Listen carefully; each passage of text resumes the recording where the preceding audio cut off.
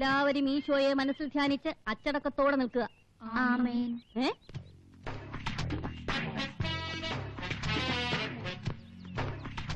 ഈശോ വിശിഹായ്ക്ക് സ്തുതിയായിരിക്കട്ടെ അച്ഛോ. എപ്പോഴും എപ്പോഴും സ്തുതിയായിരിക്കട്ടെ. അച്ഛൻ ഏതിടവകയിലെയാ? ഞാൻ ഫാദർ തോമസ് കൂട്ടത്തി ചവിട്ടി മൂലമറ്റത്താ, അതായത് തൊടുപുഴ കഴിഞ്ഞ്. ഈ കുട്ടികളുമായി എങ്ങോട്ട് പോകുന്നു? ഞങ്ങള് വേളാങ്കണ്ണി വരെ പോവാ. ലക്ഷറി ബസ് ബുക്ക് ചെയ്തിട്ടുണ്ട്, ഇപ്പൊ എത്തും. ഈ അൽഫോൺസാമ്മ പോയോ സിസ്റ്റർ? ഇല്ല, സിസ്റ്ററിന് നല്ല സുഖമില്ല, മഠത്തിലുണ്ട്. സിസ്റ്ററിനെ അറിയൂ? ഞാൻ അൽഫോൺസാമ്മ ബസ് പോയെന്നാ ചോദിച്ചത്. ബസ് എത്തി, ഞങ്ങൾ വരട്ടെ അച്ഛോ. എല്ലാവരും പ്രാർത്ഥിച്ചിട്ട് കയറിക്കൊള്ളുവിൻ. കർത്താവേ, ഈ യാത്ര ശുഭമാക്കി തരയണമേ. കയറിക്കോളൂ. എന്റെ പെട്ടി എന്റെ പെട്ടി കാണുന്നില്ല. പെട്ടി, അത് ഈ ഇടയന്റെ പെട്ടിയാണ്. അയ്യോ കുഞ്ഞാണികൾ എല്ലാരും ഇറങ്ങുവിൻ. ഇവിടെ കുട്ടിയുടെ പെട്ടി മോഷണം പോയി. നമുക്ക് ഒരുമിച്ച് തരയാം. വാ നോക്ക്.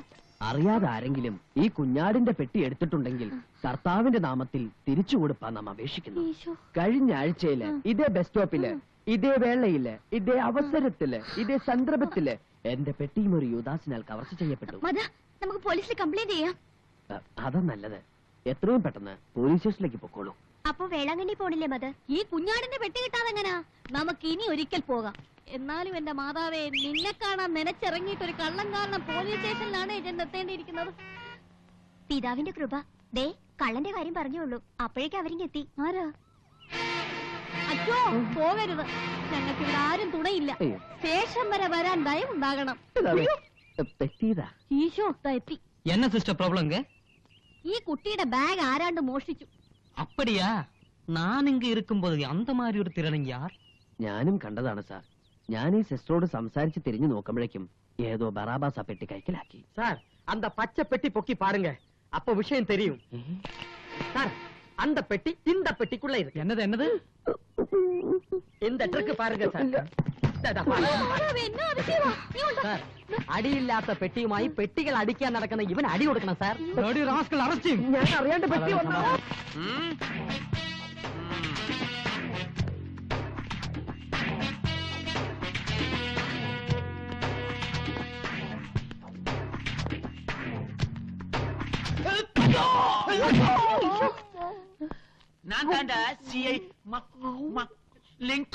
അയ്യോ, കണ്ണും ചെവിയും പൊത്തിക്കോളിയും കുഞ്ഞാടുകളെ. ഇത് പള്ളിയല്ല, പോലീസ് സ്റ്റേഷനാ. തെറ്റിദ്ധരിക്കണ്ട, CI സാറ് പേര് പറഞ്ഞതാ. കോട്ടവാസൽ മഹാലിംഗം എന്നാണ് പേര്. പാലക്കാട്ടുകാരനാ. ഇപ്പൊ തമിഴ്നാട്ടുകാരനാ. 2 പ്രാവശ്യം വീരപ്പനെ പിടിക്കാൻ കാട്ടിപ്പോയതാ. വീരപ്പൻ സാറിനെ കണ്ടത് മുങ്ങിക്കളഞ്ഞു. ഇനി ഇയാള് തന്നെയാണോ വീരപ്പൻ? കണ്ടിട്ടതുപോലൊന്നുണ്ട്. പരിശുദ്ധമായ പിതാവിന്റെ ഉടുപ്പ് ഇട്ടോണ്ട് തിരുട്ട് വേല പണ്ടതാ. പേര് തോമസ് കൂട്ടത്തി ചവിട്ടി. കൂട്ടത്തി ചവിട്ടിയേ ഞാനൊന്ന്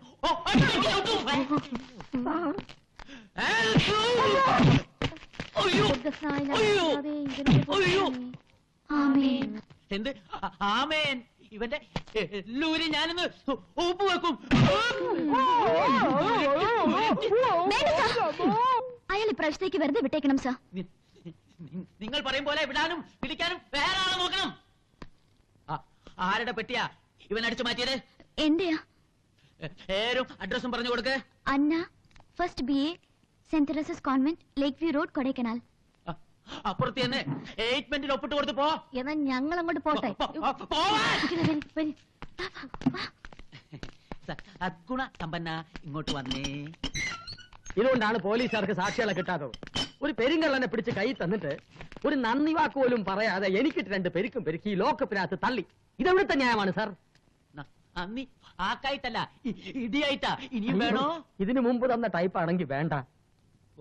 ഓക്കേ, പെട്ടിക്കുള്ള പെട്ടി വെച്ച തിരുട്ട് വേല നിനക്ക് ആര് പറഞ്ഞു തന്നു? ഹരിചന്ദ്രൻ മാതിരി ഒരു നല്ല മനിതൻ. ആനാ இந்த ഫ്രാഡ എനിക്ക് നല്ല തെരിയും. ഇവന്റെ താടി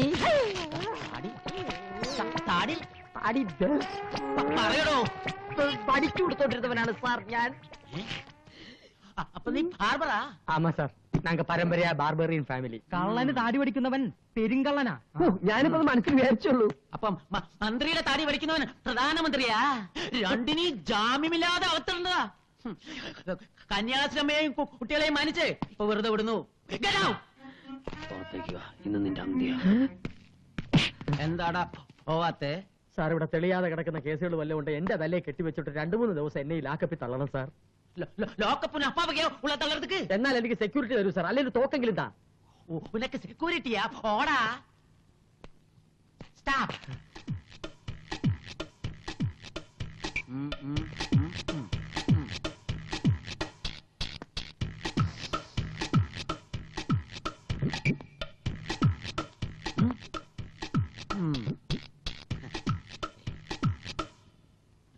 அப்போ இல்ல சார், உங்க மனசுல என்னமோ இருக்கு.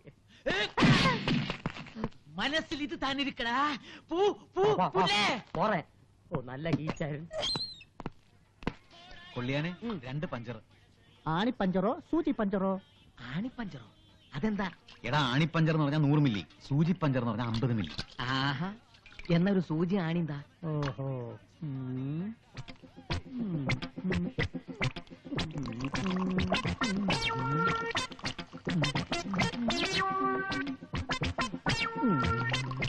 വേഗം വീശിട്ട് പോ. കൊള്ളിയാനെ 2 ആണിപ്പഞ്ചർ. അയ്യോ, ആണി കൊള്ളണ്ട. എന്നാ കാശ്? സൊല്യൂഷൻ വേണ്ടേ? ആ നാരങ്ങ വാങ്ങി. രണ്ടും ഉണ്ട്. നാരങ്ങ മതി. ആ ചാൾസ് ചെറ്റ ഇതുവഴി എങ്ങാനും വന്നോ? ആര്?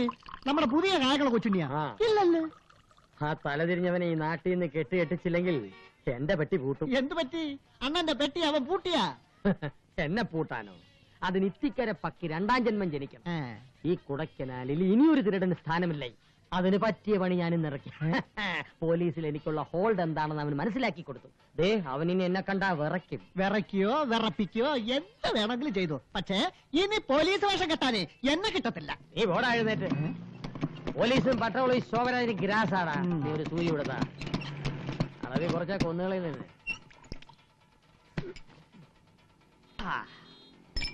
ഇനി ഞാനൊന്ന് സെർച്ച് ചെയ്ത് നോക്കട്ടെ. നോക്ക്. ആ തെണ്ടിയെ വഴിയിലെങ്ങാനും കണ്ടാ പിടിച്ച് 2 പൊത്ത് കൊത്തണം.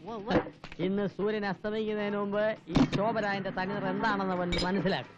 എന്റെ ഒരു ചെറുവിരൽ പോലും ഇല്ലാത്ത അശു. എന്ത് ചെയ്യാം, വഞ്ചന എന്റെ രക്തത്തിൽ അലിഞ്ഞു ചേർന്ന് പോയ അനിയാ. എന്നാൽ ആ രക്തം ഞാൻ ഇന്ന് പുറത്തൊഴുക്കും ചേട്ടാ. അടയ്ക്കാതെ ഒഴുക്കനിയാ.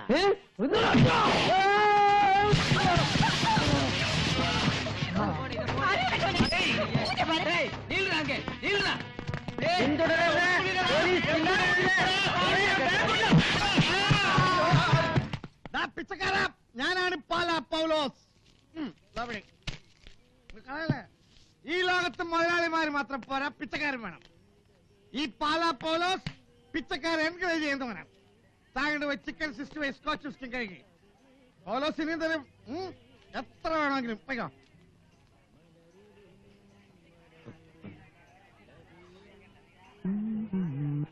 തലയ്ക്കും ഇത് ശൂന്യാകാശം, താഴെ മരുഭൂമി.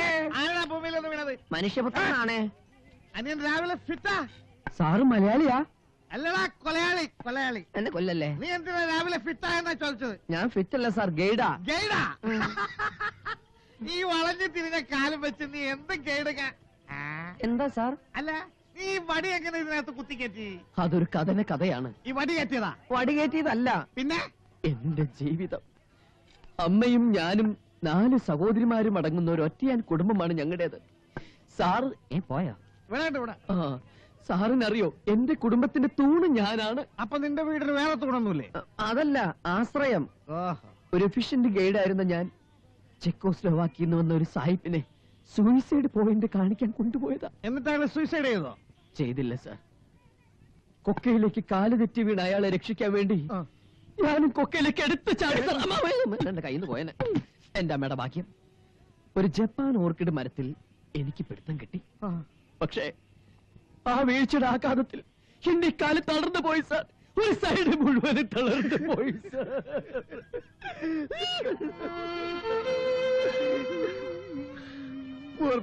അതെ സാർ, ഇന്നെന്റെ കുടുംബം പട്ടിണിയാണ് സാർ. ഞാൻ സാറിനോട് ഗൈഡായിട്ട് വരാം. എനിക്കൊരു 100 രൂപ തന്നാ മതി. ഇല്ല, ഞാൻ നിനക്ക് പൈസ തരില്ല. തരില്ലേ സാർ? എന്റെ കുടുംബത്തെ രക്ഷിക്കില്ലേ സാർ? ഇല്ല, ഒരു 100 രൂപ കൊണ്ട് നിന്റെ കുടുംബം രക്ഷപ്പെടില്ലടാ. നിന്റെ കാല് ഞാൻ ചികിത്സിച്ച് ഭേദമാക്കും. ഇന്ന് തന്നെ നിന്നെ ഹോസ്പിറ്റലിൽ അഡ്മിറ്റ് അത് വേണ്ട, ഹോസ്പിറ്റലിൽ വേണ്ട. എന്റെ കാല് ചികിത്സിക്കാൻ ഒരേ ഒരു ഡോക്ടർക്ക് മാത്രമേ കഴിയൂ. അതാരാടാ?